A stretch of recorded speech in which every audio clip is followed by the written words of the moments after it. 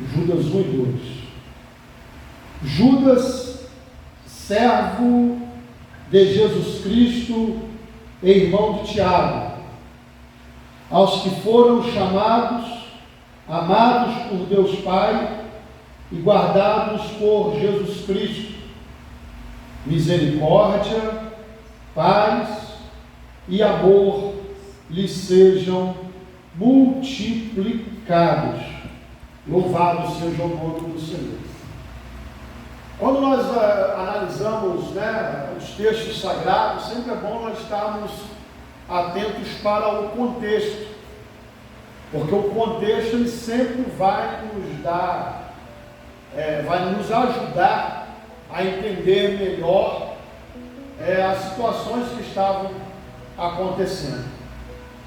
Quando você estuda toda essa carta, você vai ver que Judas, o desejo dele era escrever para os irmãos, para a igreja, mas escrever sobre um outro tipo de assunto. Esse era o desejo dele.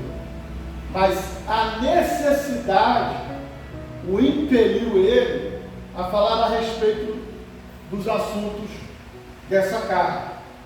Então nós vamos entender aqui que muitas vezes, nós precisamos aprender isso com o apóstolo, é que em muitas situações nós somos obrigados a fazer até aquilo que não é o nosso querer, não é a nossa vontade.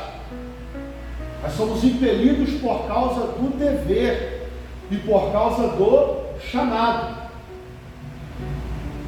Uma outra coisa que me chama a atenção aqui é a forma como Judas se apresenta. Olha que interessante. Judas, servo de Jesus Cristo.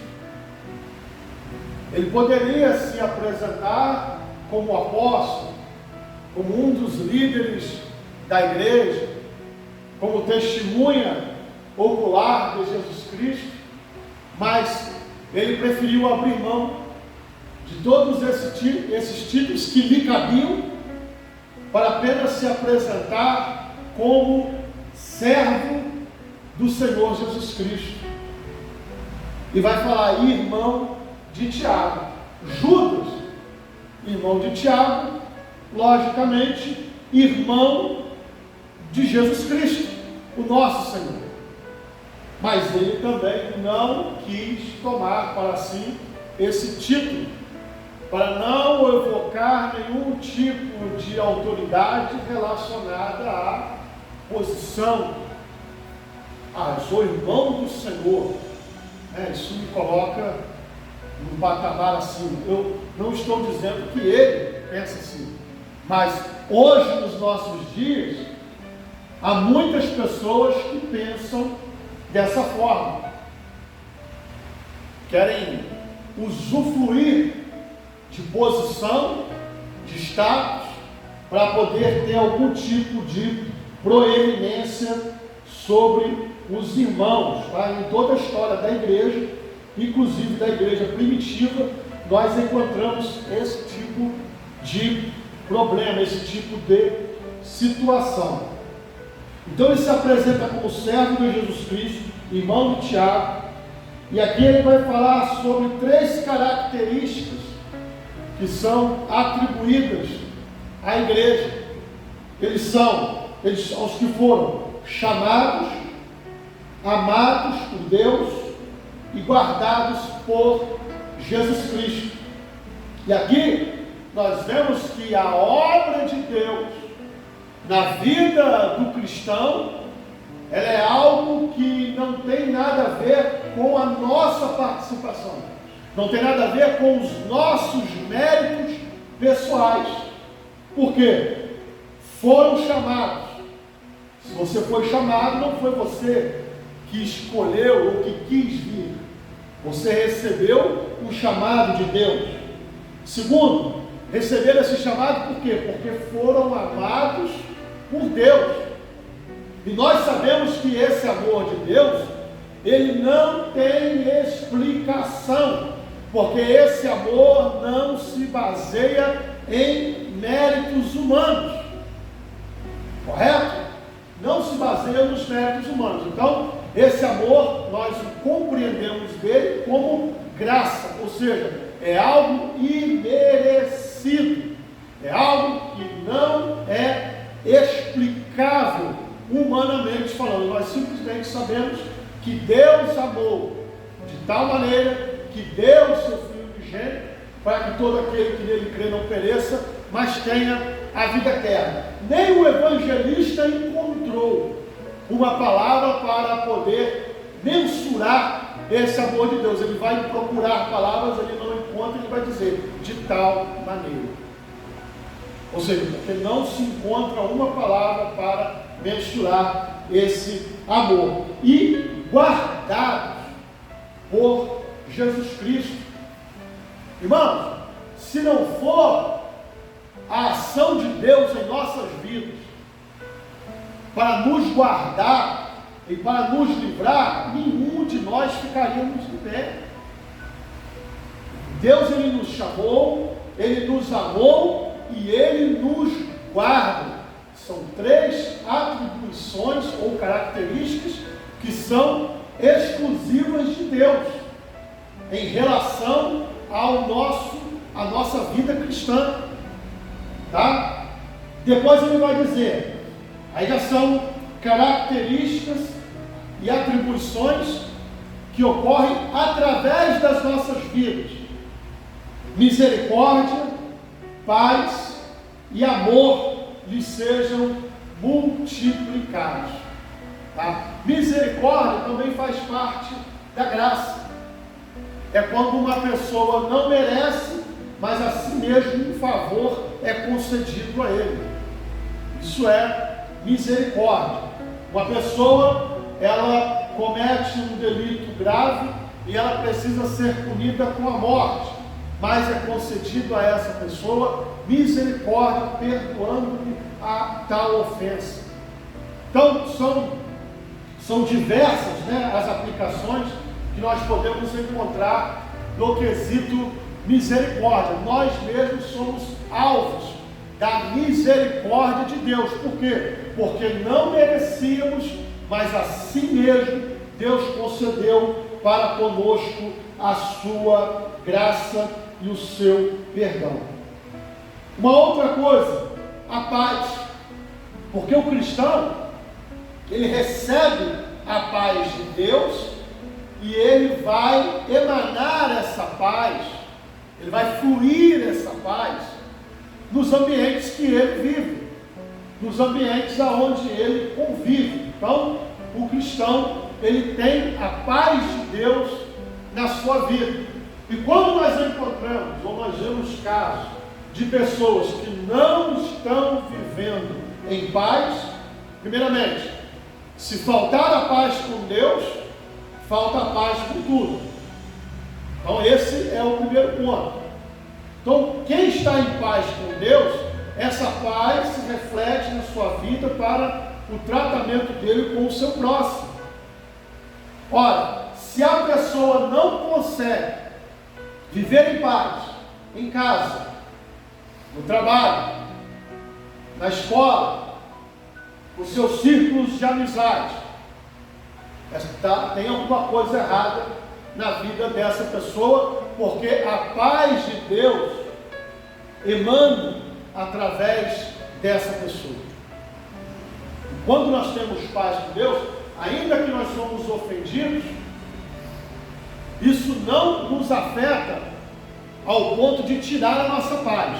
Não estou dizendo que nós não sentimos, estou dizendo que não tira a nossa paz, tá? Porque a nossa paz, ela vem de Deus.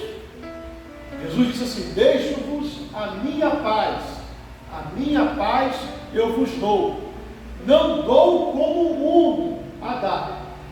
Então, a paz que o mundo fala, que o mundo deseja, que o mundo almeja, não é a paz de Deus.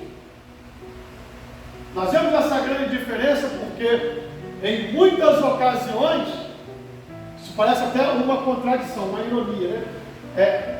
Tentam conquistar a paz com armas, tentam conquistar a paz através das guerras. Ora, isso é uma ironia, isso não é a paz. Isso pode ser uma dissuasão de um problema, pode ser uma dissuasão de uma agressão, mas isso não é uma paz. Ora, eu fui na casa de um conhecido, e ele é policial, o camarada não vive em paz, o tempo todo armado, dentro da própria casa, olhando para um lado, olhando para o outro, olhando para o muro de trás, olhando para o muro da frente, não tem paz, dorme com a arma debaixo do travesseiro, sai do portão. Esses dias eu passei lá, ele saiu do portão, né, com a esposa, e ele com a mão por debaixo da blusa. Não é paz, não existe paz. A pessoa pode às vezes até querer se armar por uma questão de segurança, dissuasão, de violência, mas nunca vai ter paz. A paz é aquilo que o salmista vai dizer: eu deito-me em paz, coloco a cabeça no travesseiro e logo eu pego no sono. E logo eu durmo. Sabe por quê? Porque tem paz com Deus. Independente das situações que estão aqui na terra, independente de aflições que possamos viver, que possamos sofrer, que possamos passar, mas o nosso coração está limpo para com Deus e nós temos paz. Até aqui deu para vocês entenderem bem? Tá? Então são algumas considerações que Judas coloca já logo no início. Tá? E ele está falando para a igreja. Ele é servo de Jesus Cristo, irmão do Tiago, e ele está se direcionando aos chamados por Deus, chamados, amados por Deus Pai, guardados por Jesus Cristo, e deseja que misericórdia, paz e amor sejam multiplicados. Tá? Versículo 3 em diante: o pecado e o destino dos ímpios. Agora ele vai entrar, propriamente dito, no assunto da sua epístola. Amados, embora estivesse muito ansioso por lhes escrever acerca da salvação que compartilhamos, senti que era necessário escrever-lhes insistindo que batalhassem pela fé de uma vez por todas, confiadas aos santos. Então segura aí. Versículo 3. O desejo do coração dele, como eu comentei com vocês anteriormente, era escrever para falar da salvação, para falar de doutrinas concernentes à salvação, mas ele se viu na obrigação e na urgência de escrever sobre outro assunto. Qual assunto era esse? Para que eles insistissem em batalhar pela fé, de uma vez por todas, confiadas ao Santo. Às vezes nós temos, né, o costume, né, de fazer uma leitura bíblica, e às vezes nós fazemos uma leitura rápida e não prestamos atenção em alguns detalhes. Nós vemos aqui Judas falando que ele foi impelido por causa de uma necessidade de escrever para que a igreja batalhasse pela fé, que de uma vez por todas foi dada aos santos. Por que isso chama a atenção? Algumas coisas nós temos que considerar. Bem, a fé foi dada de uma vez por todas aos santos, e aqui ele está falando do Evangelho. Fé em quê? Fé no Evangelho de Deus, que foi dado de uma vez por todas aos santos, ou seja, não há alterações que possam ser feitas ou adaptações que possam ser feitas a essa promessa, a essa fé, a essa crença. falando isso porque já naquela época, na igreja primitiva, haviam doutores, ensinadores, pregadores, que estavam tentando adulterar a mensagem original do Evangelho. E quando ele vai dizer que ele vai insistir para os santos, para que eles batalhassem pela fé, o sentido de batalhar aqui é batalhar com agonia, com aflição. Tá? Por quê?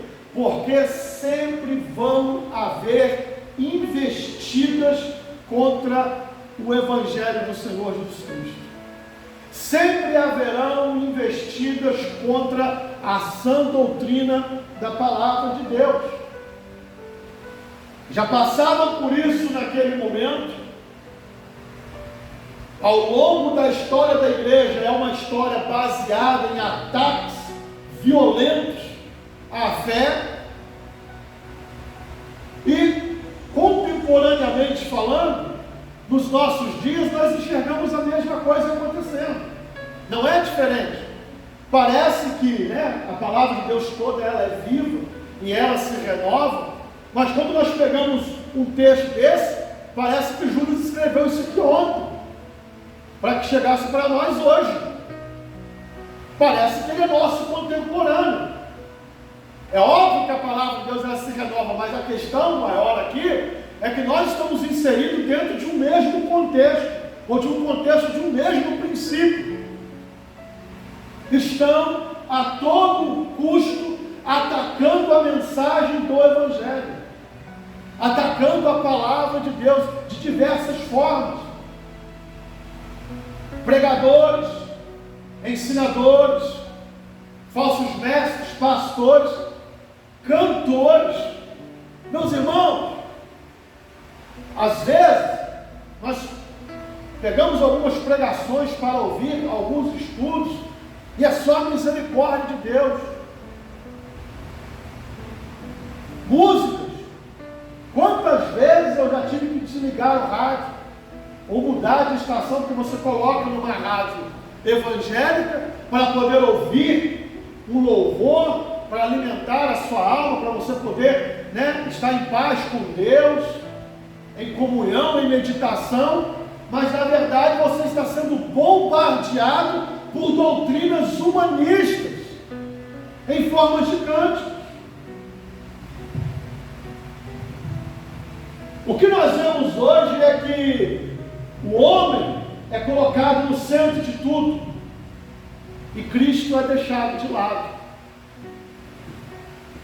O homem é o centro. Então, as igrejas tentam atrair as multidões através do humanismo, e assim é muito fácil. Aí entra aquilo que nós chamamos de egocentrismo. O egocentrismo, ele vai de encontro ao cristocentrismo, e são antagônicos. Ou uma igreja ela é cristocêntrica, ou ela é antropocêntrica, ou egocêntrica. Ela vai se preocupar em massagear o ego das pessoas. Ela vai se preocupar em satisfazer os anseios, uma resposta imediata para os anseios da vida terrestre. Assim é fácil. É só fazer o tal do culto da vitória, o culto da bênção. Vai encher de gente na igreja. Vai vir budista, vai vir católico, vai vir o pessoal da macumba, o pessoal da feitiçaria, até o ateu vai vir, porque quem não quer bênção? Quem não quer prosperidade? Quem não quer um carro novo? Quem não quer uma casa nova? Quem não quer arrumar um bom casamento? E vai por aí afora. E assim é fácil. Enche-se, mas não de pessoas que estão com um compromisso com Deus e com a sua palavra, mas com pessoas que estão mais preocupadas em satisfazer os seus próprios anseios, o seu próprio ego. Está cheio de pessoas egoístas dentro das igrejas.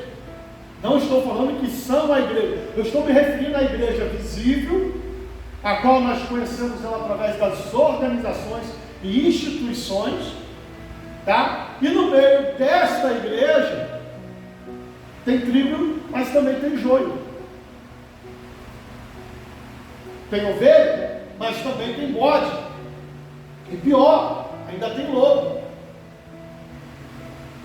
Então nós estamos falando de um cenário em que nós precisamos de tomar cuidado, porque muitas vezes esses falsos mestres, eles vêm para poder tentar minar. E aqui ele vai dizer que até mesmo com angústias, os cristãos deveriam batalhar pela fé. O que é uma batalha? Batalha está falando de guerra. Ele está falando de algo que é muito sério, que é para ser levado a sério, é encarado dessa forma. É uma guerra espiritual, em que é travada, em que o inimigo usa dos seus meios, das suas estratégias para poder minar as defesas da igreja. E ele vai usar todo tipo de artimanha, todo tipo de estratégia para poder fazer isso. Desde aquelas que nós consideramos pequenininhas, até aquelas outras que nós consideramos mais escandalosas. Mas todas essas coisas são usadas para poder minar.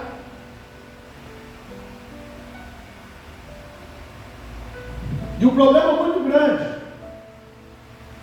é que estavam tentando deturpar a mensagem do Evangelho. Esse é o maior de todos os problemas.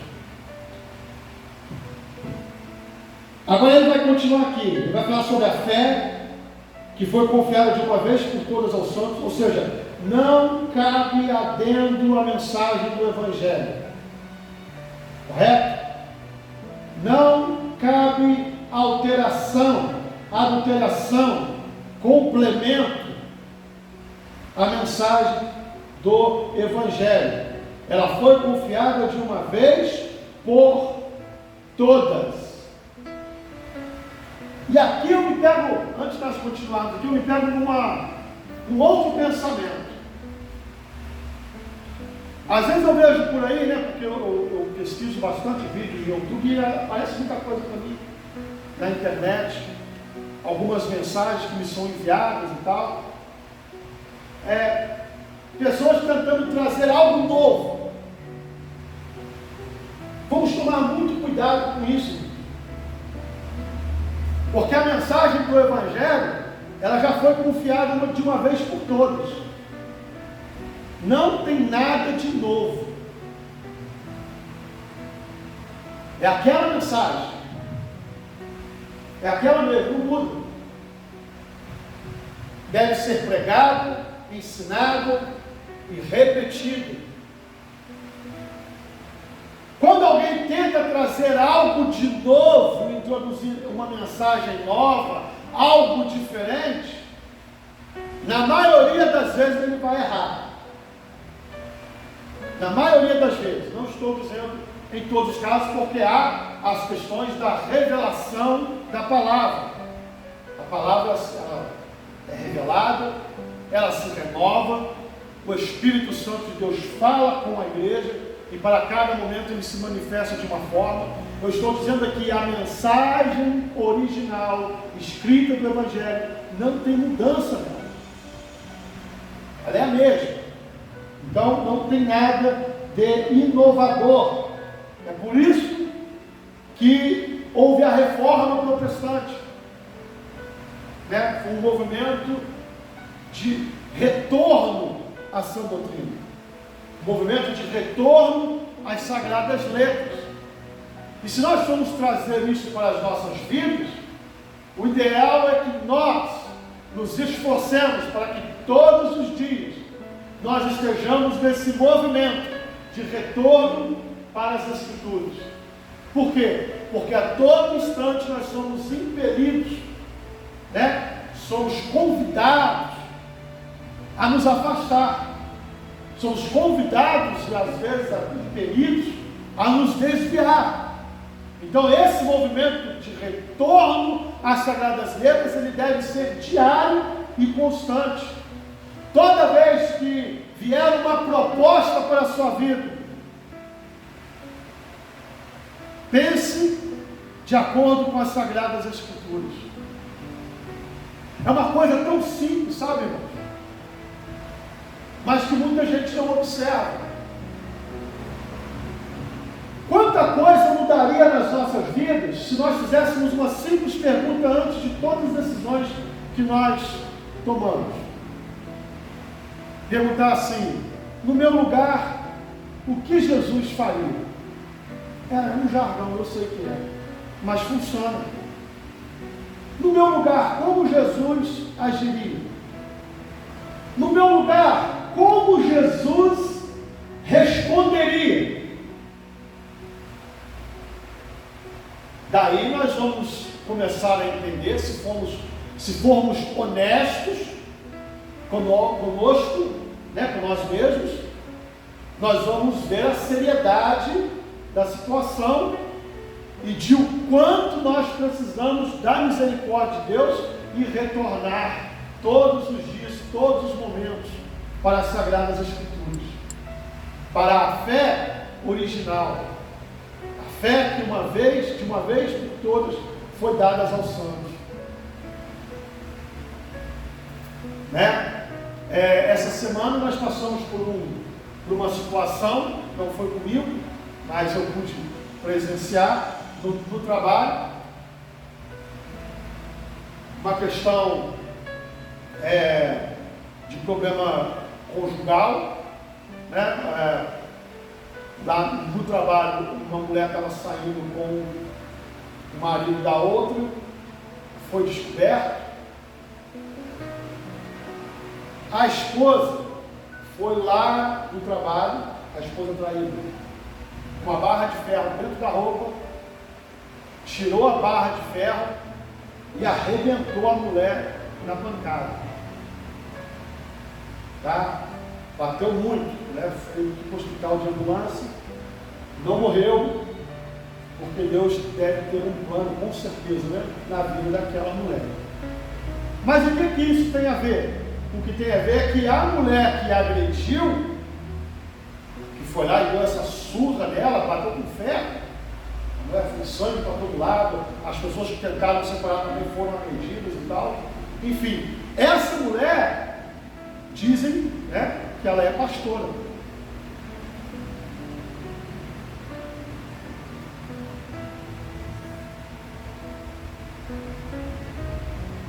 Então assim, vocês imaginem a confusão que deu.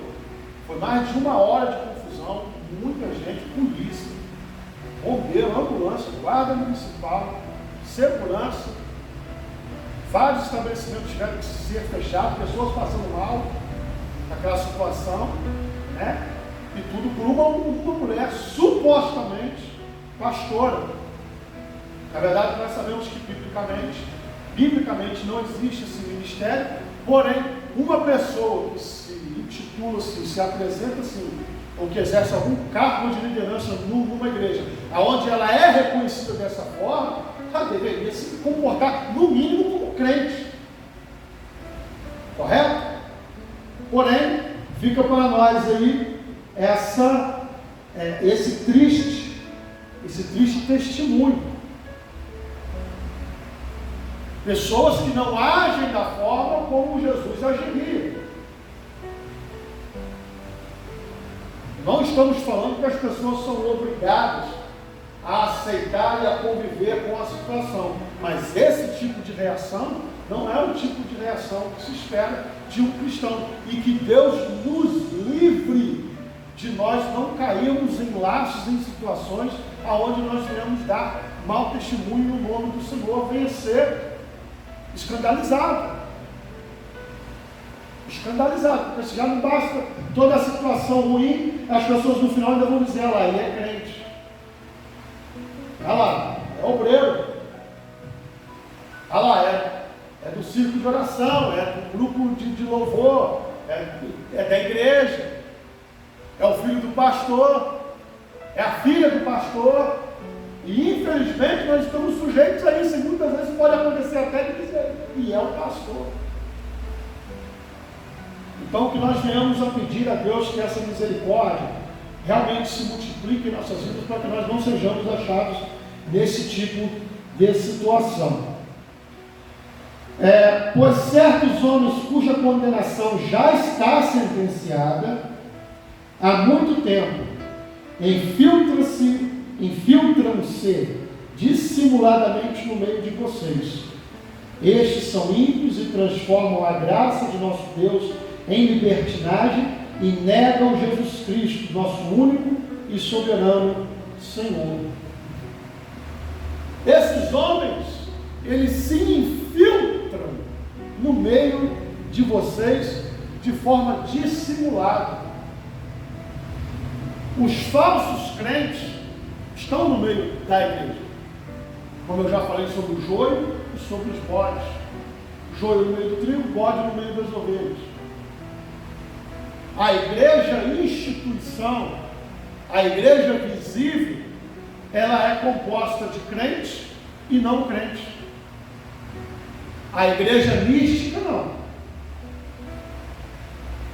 A noiva de Cristo, por quem Cristo deu a sua vida na cruz do Calvário, essa é repleta apenas por lavados, remidos no sangue do Cordeiro, cujos nomes estão escritos no livro da vida antes da fundação do mundo.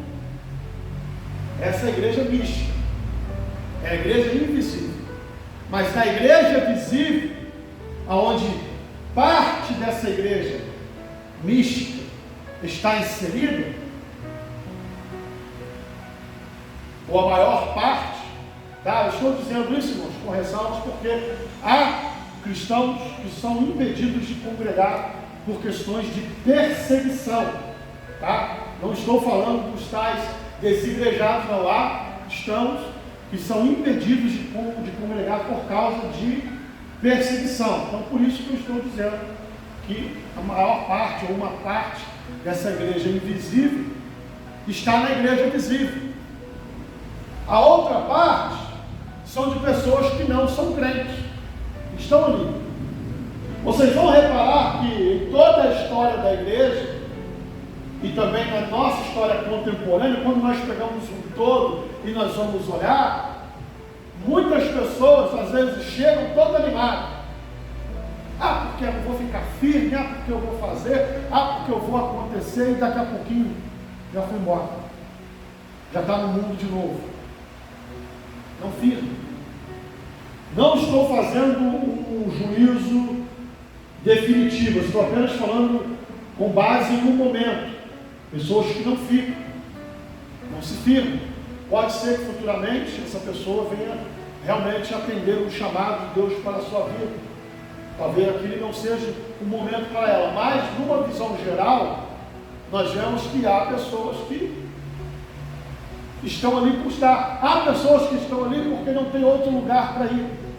Já acostumar. O único lugar que ele tem para sair de dentro de casa, da mesmice, da rotina, é vir para a igreja. Há pessoas dessa forma. Não estou dizendo que sejam vocês, não estou dizendo que seja essa igreja aqui específica. Estou falando de um modo geral.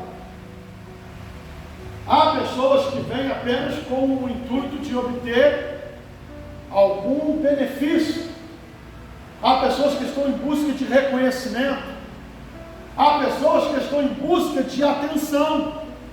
O foco dele não é o evangelho. Ele quer se sentir parte de alguma coisa.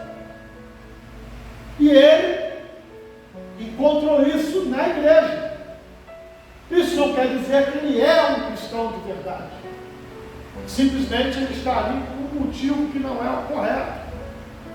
E agora Judas está falando de homens que se infiltram dentro da igreja com a intenção de distorcer, com a intenção de destruir o verdadeiro evangelho. Esses homens entram de forma dissimulada, ou seja, eles entram disfarçados. Eles entram com fingimento, aquela aparência de piedade, mas por trás, ou por baixo daquela capa, melhor dizendo, não é nada daquilo. Nos bastidores, não é nada daquilo, a intenção dele é outra. Nós vemos isso acontecer? Vemos isso acontecer. Nós vemos muitas pessoas que chegam até em posição de liderança da igreja, pastores, bispos, aqueles que se intitulam apóstolos,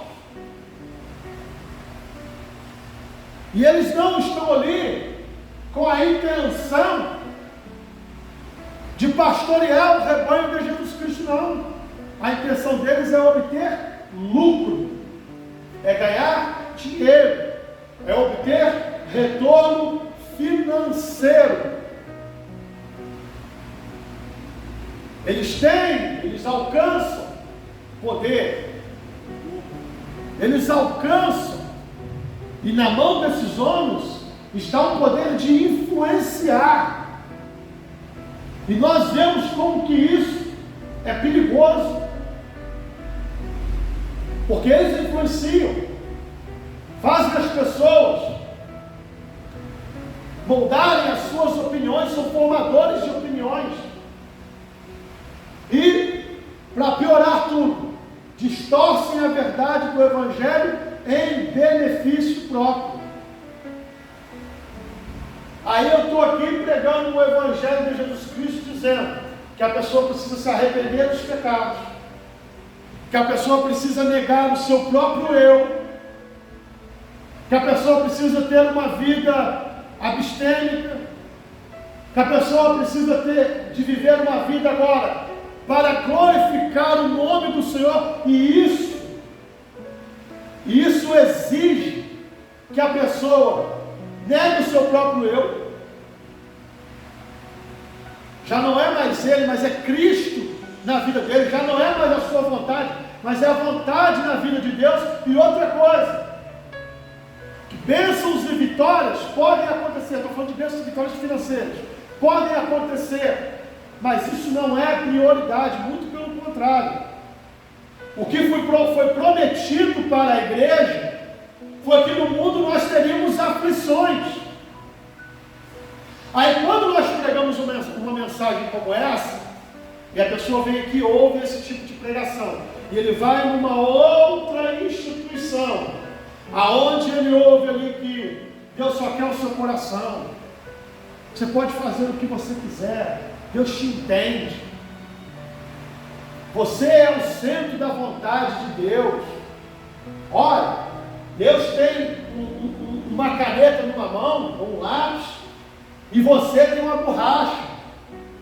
Deus fala e planeja as coisas para a sua vida, mas é você que decide se você quer ou não. Olha, você não pode viver em sofrimento, porque nós vamos colher o melhor dessa terra. Você vai ter tudo de bom e do melhor. Vamos lá. Em qual igreja a pessoa vai querer ficar?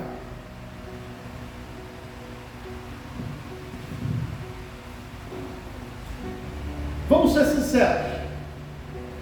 Estou aqui excluindo a questão dos escolhidos de Deus. Estou falando de um modo geral. Humanamente falando, se você escuta um tipo de mensagem que tira você do foco e só foca em Cristo, e você é um mero escravo, um mero servo que é amado por Deus e nem sabe por quê, porque você não tem mérito nenhum nisso. E que você vai viver, vai ter paz com Deus, mas não vai ter paz no mundo. Com uma mensagem de uma outra igreja que diz assim: fica do jeito que você está e tudo vai dar certo na sua vida. Só não pode deixar de contribuir. É óbvio que é por esse motivo, tá? Grande parte, não posso julgar todas, grande parte de igrejas estão lotadas. Não posso julgar todas, porque eu sei que há lugares que tem doutrina, que tem homens e mulheres de Deus com o propósito de Deus, mas há muitos lugares também aonde as pessoas só vão por interesse. É a igreja da revelação. E chega lá, é aquela coisa, né? Revela tudo. Revela tudo da vida da pessoa. Uma coisa incrível. Não me assusta, porque eu sei que em primeiro lugar tem a picaretagem. Isso é antigo. Em segundo lugar, existem espíritos demoníacos que estão trabalhando e estão agindo para poder enganar, se possível, os escolhidos. Uma boa tática para nos livrar desse tipo de coisa é aquilo que Jesus falou a respeito da sua vida. Se vocês ouvirem disser que o Messias está dentro de uma casa, não vão lá. Eu estou falando do princípio. Se vocês ouvirem dizer, naquele lugar ali tem revelação para tudo e para todos. Eu estou falando do princípio. Não vá lá. Nós temos a boca de Deus conosco, a palavra. Quer que Deus fale com você? Abra a Bíblia e vai ler. Leia ela. Deus vai falar com você. Aí nós vamos nesse lugar onde tem todo tipo de revelação. Aí tem revelação para ganhar dinheiro, tem revelação para emprego, tem revelação para casamento, tem revelação para desmanchar a feitiçaria, tem revelação para isso, revelação para aquilo. Mas não tem revelação, por exemplo, do tipo, toma vergonha na sua cara e abandona o pecado. Se você não abandonar o pecado, você não vai entrar no céu. Não tem. Então nós precisamos de tomar muito cuidado, porque desde os primórdios, das épocas antigas, pessoas vêm se infiltrando no meio da igreja para poder distorcer o Evangelho, para poder distorcer a fé. E muitas das vezes, em algumas situações, brota no meio. O joio cresce no meio do trigo. Não necessariamente que vem de fora, mas brota no meio. E precisamos estar atentos. Eu quero que vocês se lembrem muito bem de todas as coisas que eu falo com vocês. Nós vamos estar para sempre aqui. Não se esqueçam do que eu estou falando. Mantenham-se íntegros à palavra de Deus. E nunca, jamais, se dobrem à vontade de homens que distorcem a palavra ao seu bel prazer.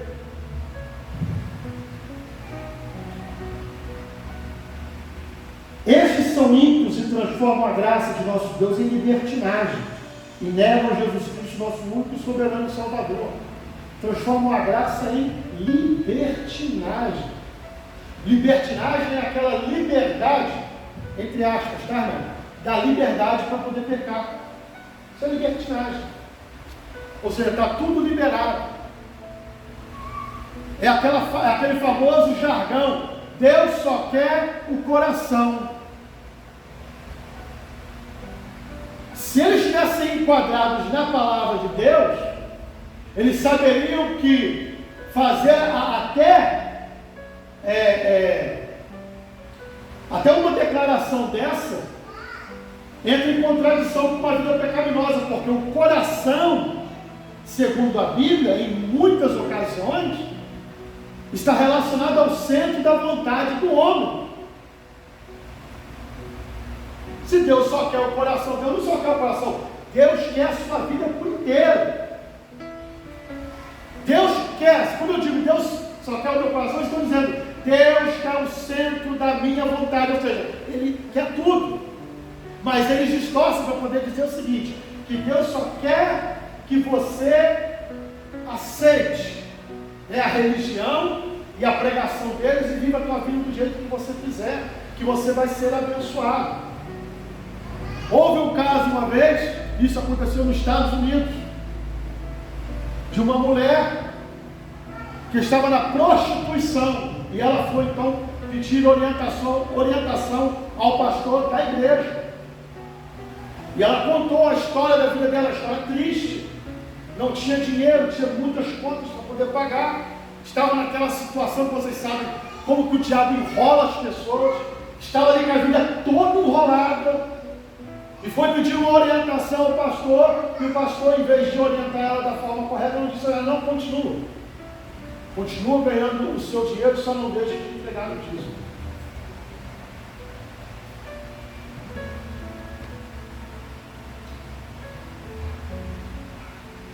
Um exemplo que está me passando pela mente, mas se eu for parar para falar isso aqui, eu estaria falando só de maus exemplos que nós encontramos de pessoas, né, de lideranças que distorcem, tá, em benefício próprio. O senhor está falando de um exemplo do você, então a gente vê o seguinte: os homossexuais, formados por ele, estou me referindo a ele, não.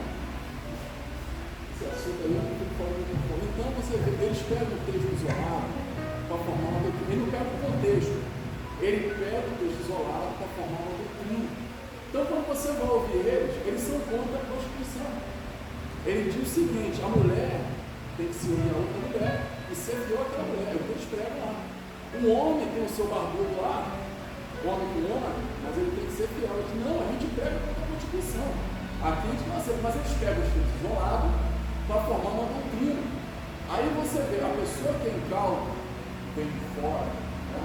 Ele facilmente é enganado a não deixar o homossexualismo, continua naquela velha prática, entendeu? Uma doutrina diabólica, entendeu? Aí você vê o quê? O outro evangelho, o falso evangelho, que eles introduzem, entendeu? E está crescendo isso aí. Judas, já que na carta Judas vai falar sobre isso. A filha da Gretchen, que agora tem barba, se batizou lá na igreja da Lâmpada.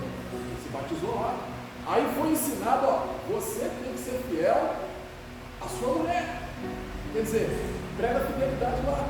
Não, aqui a gente é contra o adultério. Você tem o seu corpo. Aí quer dizer, a pessoa, nós que conhecemos a palavra, não somos enganados, porque conhecemos a Bíblia. Imagina a pessoa que vem de fora desse mundo aí e não conhece a Bíblia. Não, ela está pregando a Bíblia, mas de uma forma distorcida. Então você vê que o falso evangelho, os lobos estão aí para enganar. Verdade. Ele vai dar 3 exemplos para nós do agir de Deus em relação a esse tipo de conduta no meio do povo de Deus. Não apenas no meio do povo de Deus, mas para com Deus. Embora vocês já tenham conhecimento de tudo isso, quero lembrar-lhes que o Senhor libertou o povo do Egito, mas posteriormente destruiu os que não creram.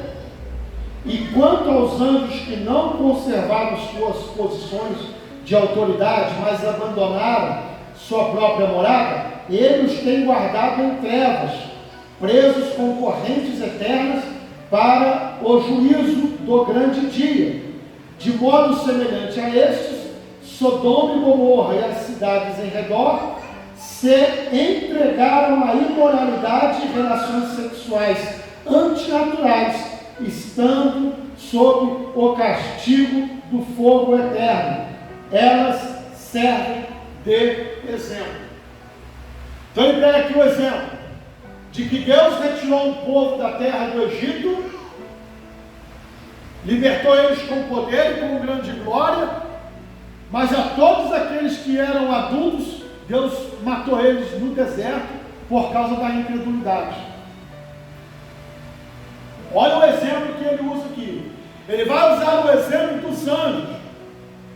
Ora, anjos, seres santos, não guardaram o seu estado original, mas se rebelaram contra Deus. Estes, Deus os aprisionou em correntes eternas e estão presos em trevas, aguardando o juízo final. E aqui ele está chamando a nossa atenção para a justiça pessoal por aí que só quer falar que Deus é amor, que Deus só quer o coração, mas Deus é fogo consumidor, Ele é juízo também. Na forma dele lidar com o seu povo, na forma dele lidar com os seres celestiais e na forma dele lidar com os ímpios, porque ele vai usar o exemplo de Sodoma e Gomorra, que foram duas cidades que se entregaram à perversidade sexual. E ali, quando nós falamos de perversidade sexual, no caso de Sodoma e Gomorra, o que mais chamava a atenção ali era o homossexualismo, pois que aqueles homens tentaram ter relações sexuais até com os anjos. Tamanho era a libertinagem deles, tamanho era o estado, né, que eles se encontravam, estavam no estado deplorável, de devassidão. Deus matou os incrédulos no deserto, sim ou não? Deus aprisionou os anjos e colocou eles em trevas, aguardando o dia do juízo, sim ou não? Deus destruiu Sodoma e Gomorra por causa dos seus pecados, sim ou não? Juízo de Deus, ele é exercido. Não pensem vocês que Deus não está exercendo juízo ainda hoje. Deus exerce o seu juízo a todo momento e a todo instante. Seja através de catástrofes, calamidades, desastres naturais, Deus exerce o juízo. E isso, muitas situações que nós vemos e observamos, é só um prelúdio. Tá? No dia do juízo final, é que os homens vão se arrepender de verdade de terem dado as costas para Deus e de terem zombado, caçoado da palavra de Deus. Então nós temos esses exemplos. Deus não tem ninguém por inocente, e Ele é juiz. Então essa conversa de que Deus só quer o coração é conversa. Igreja para homossexual, isso é conversa fiada, se não tem na Bíblia. Eles realmente distorcem textos sagrados, sacam eles dos seus contextos, e ali tem um grupo, na verdade uma grande multidão de pessoas que querem satisfazer as suas vontades, seus desejos carnais, vão ali e se entregam. Não vai demorar, vai ter a igreja dos maconheiros, a igreja do cheirador, a igreja dos prostitutos. Não tem, já tem, né? Mas não é declarado. Mas daqui a pouco vai ter a igreja para tudo quanto é tipo de gosto e de necessidade. Correto? E nós, que permanecemos na doutrina, cada vez mais somos tidos como antiquados. Mas isso é facilmente explicável. O mundo segue o seu curso do pecado, dando as costas para Deus, provocando a Deus, seguem separados como inimigo de Deus, filhos da ira, e o Deus deles é o diabo. Simples assim. E a igreja, bem, a igreja não é desse mundo. A igreja está no mundo, mas não pertence ao mundo. A nossa pátria está no céu, da onde esperamos o nosso Salvador, o Senhor Jesus Cristo, que um dia vai voltar para poder nos buscar e estaremos para sempre com Ele, bendita esperança. Mas enquanto estamos no mundo, nós estamos vivendo aqui e estamos desconfortáveis. Quando você liga a TV no noticiário, você se sente bem? Só notícia de tragédia, só destruição, calamidade, morte, violência. É só isso. Você não tem, você liga um rádio, você se oprime. Se for um rádio de notícia, você fica oprimido, te deprime.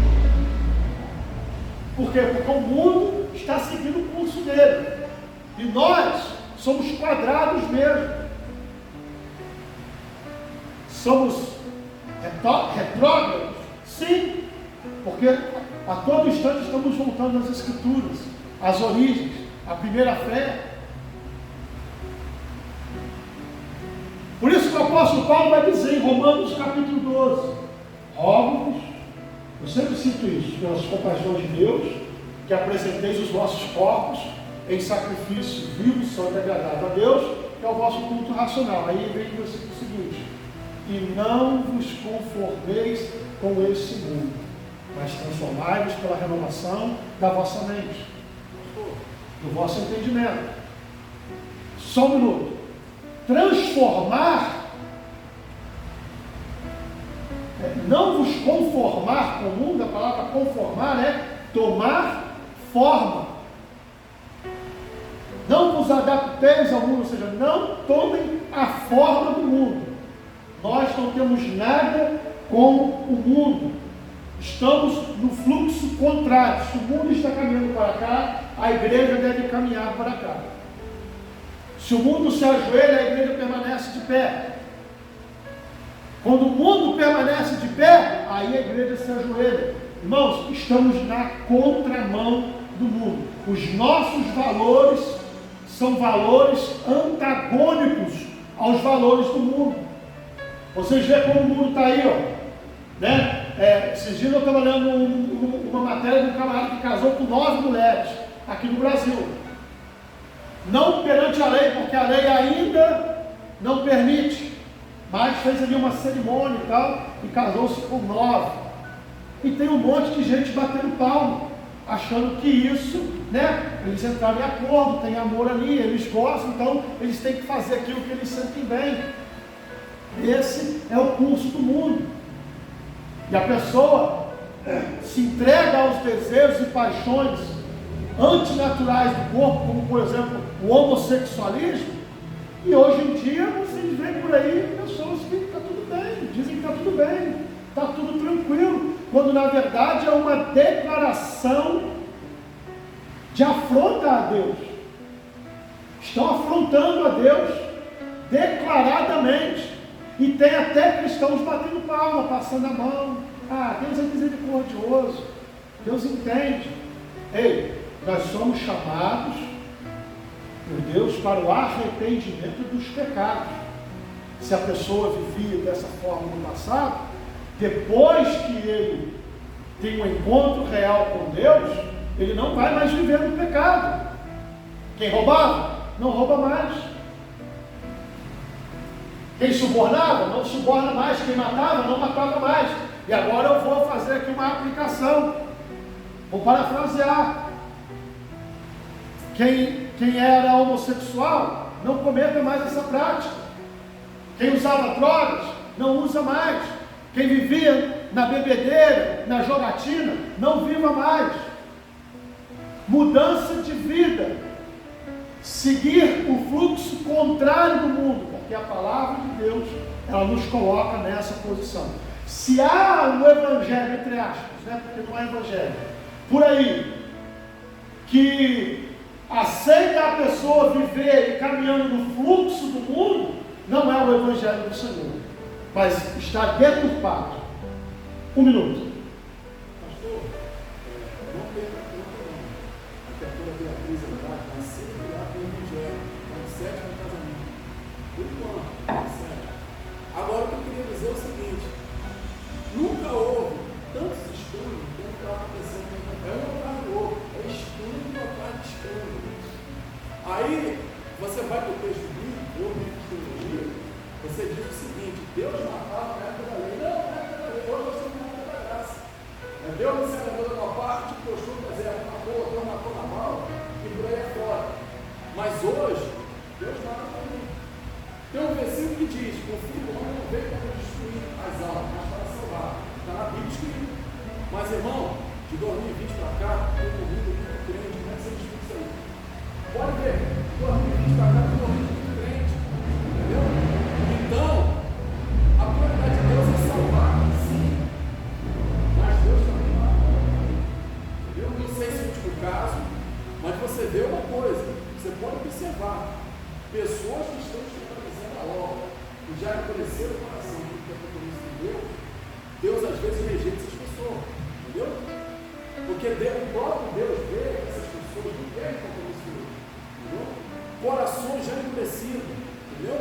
Para o Evangelho não tem arrependimento. Aí fala o seguinte: nós estamos na graça, que tem graça, misericórdia, amor. Deus dá chance, primeira, segunda, terceira, Deus é amor. Mas também, Deus é justiça. Nós temos que temer a Deus. Nós temos que andar, como Pedro falou, andar em temor durante o tempo da vossa peregrinação. O que o pastor Pedro falou, obedeça ao Evangelho. Entendeu? Se você obedecer ao Evangelho, se você se esforçar em estar na graça, não vai te acontecer nada. Mas esse povo que está brincando com Deus aí, eu não sei não. Entendeu? Amém. Versículo 8 vai dizer assim: da mesma forma, estes sonhadores contaminam o próprio corpo, rejeitam as autoridades e difamam os seres celestiais. Contudo, nem mesmo o arcanjo Miguel, quando estava disputando com o diabo acerca do corpo de Moisés, ousou fazer acusação injuriosa contra ele, mas disse: o Senhor o repreenda. Todavia, esses tais difamam tudo o que não entendem, e as coisas que entendem por instinto, como animais irracionais. Nessas mesmas coisas se corrompem.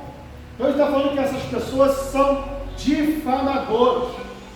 É uma das características desses homens. É o ato de difamar e falar mal daquilo que não entendem. Ora, havia naquela época homens que falavam mal dos apóstolos, falavam mal dos ensinadores. Então eles tentavam minar a confiança da igreja nos servos de Deus através da difamação, inventando mentiras, propagando calúnias. Falavam mal até dos seres celestiais, de cujas situações eles nem compreendem, mas falavam também. Falavam mal dos santos, falavam mal da liderança da igreja instituída por Deus. Judas vai chamar eles de irracionais, compara eles a animais. São comparados a animais que cometem todo tipo de difamação. Irmãos, nós temos que tomar cuidado com a difamação. Difamação é falar mal. Falar mal, inventando, tá, irmão? É distorcendo. Distorcendo. Então a gente precisa tomar muito cuidado com a difamação. As pessoas pegam uma situação, retira ela do contexto e desce o papo. Quantas vezes eu fui conversar com pessoas que estavam falando, estavam com uma compreensão equivocada, eu não precisei de fazer defesa contra aquilo que ela estava falando. Eu apenas contextualizei a pessoa da situação. Só dei contexto. A pessoa na hora volta atrás, na maioria das vezes. Então eu estava entendendo tudo errado. Agora, com o contexto, a coisa mudou de situação. Nós precisamos tomar cuidado. Toda a história tem, no mínimo, duas versões. No mínimo, duas versões. Tá? Lembrando que todas as situações podem ter vários ângulos. Podem. Nós temos um evangelho e nós temos aqui várias versões. Por quê? Ângulos de observações. Causam diferenças, não contradição, apenas diferenças. Ponto de observação. Toda situação tem no mínimo dois lados. Vários pontos de observação. Então nós temos que tomar cuidado. Quando alguém vier falar mal de alguém para você, para. Opa, peraí. Mas será que é assim mesmo? Será que é dessa forma?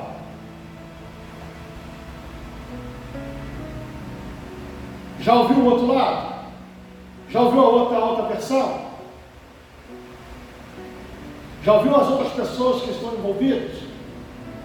Já ouviu testemunhos? Naquele caso que eu contei a vocês, já estavam falando que a mulher que estava se relacionando com o cara lá, que apanhou, era uma prostituta. Ó, não usaram esse termo, usaram o termo vulgar, que normalmente se usa por aí. Mas que ela seria uma prostituta que estava se envolvendo com o homem casado. Aí ela falou, para, calma, porque isso aí tem que ser ouvido. Será que ela sabia que o cara era casado? Será que não foi contado mentira para ela? Aquelas histórias de enrolação que normalmente se conta para poder ludibriar e enganar?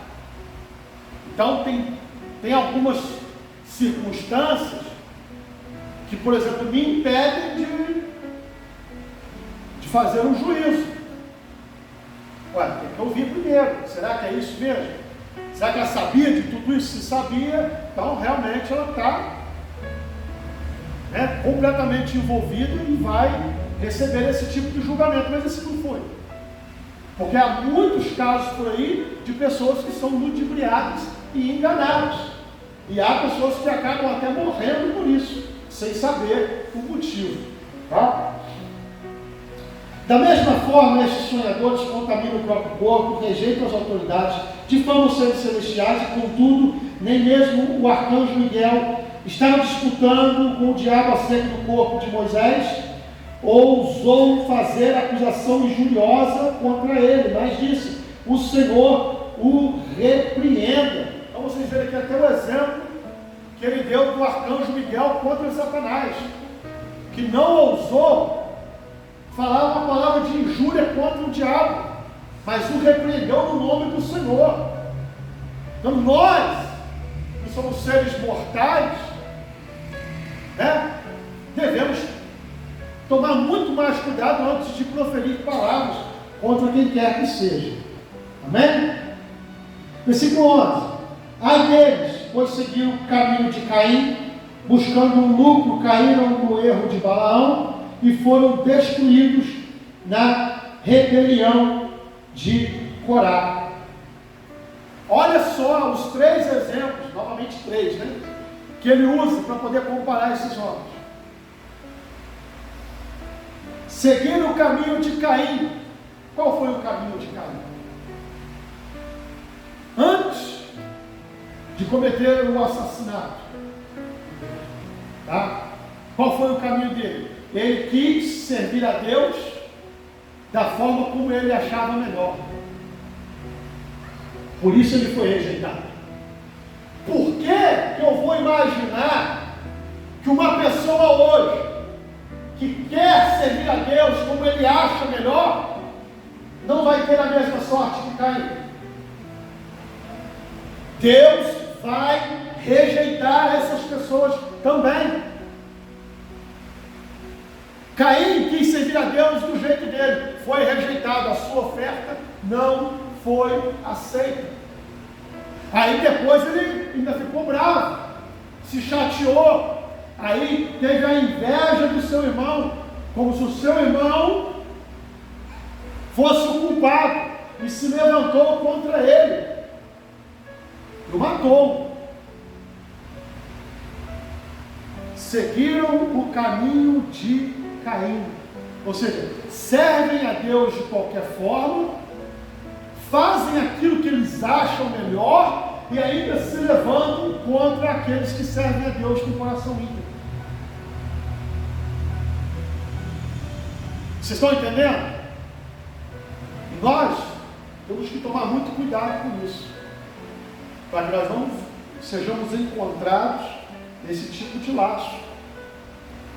E saibamos identificar através desses exemplos as pessoas que se aproximam de nós, que estão à nossa volta, os círculos das nossas amizades, aonde nós frequentamos, saber identificar esse tipo de pessoa. Buscando lucro, caíram no erro de Balaão. Ora, Balaão, que era considerado um profeta, se vendeu por causa de presente. Quantos por aí hoje não se vendem por causa de dinheiro, por causa de presente? Balaão deu conselhos contra o povo de Deus, contra a obra de Deus, para poder se beneficiar de uma oferta, para poder se beneficiar de presente. Há por aí muitos que estão se beneficiando do Evangelho, enganando e ludibriando as pessoas.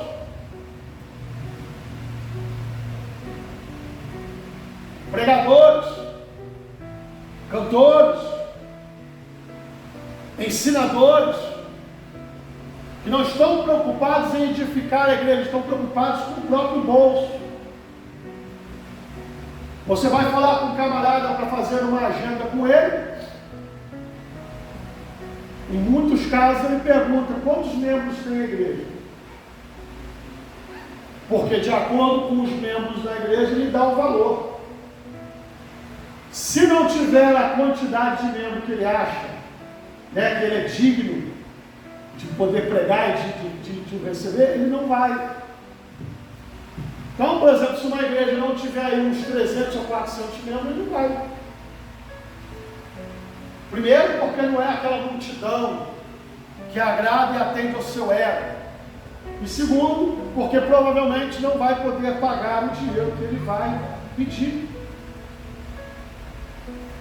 E há pregadores, cantores por aí que cobram cachê altíssimo para poder pregar ou cantar. 2.000 é o caminho de Balaão, é o que eu estou falando. 2.000, 4.000, 10.000, 12.000 e vai por aí afora. Deixa eu dizer uma coisa aqui para vocês. Estão se vendendo. Ah, você está dizendo que todos eles são assim? Não estou dizendo que todos são assim. Mas cobrar para pregar e cantar, não. A igreja pode ofertar e abençoar a vida de um pregador e de um cantor? Pode e deve. Se tiver condições, faça. Mas não por imposição. Ah, vamos trazer um camarada lá da Amazônia para pregar aqui. Aí você quer que ele venha a pé ou de bicicleta? Você não vai pagar nem a passagem do camarada, não vai pagar a sua despesa. Então, cada caso é um caso. Amém? Vocês estão entendendo?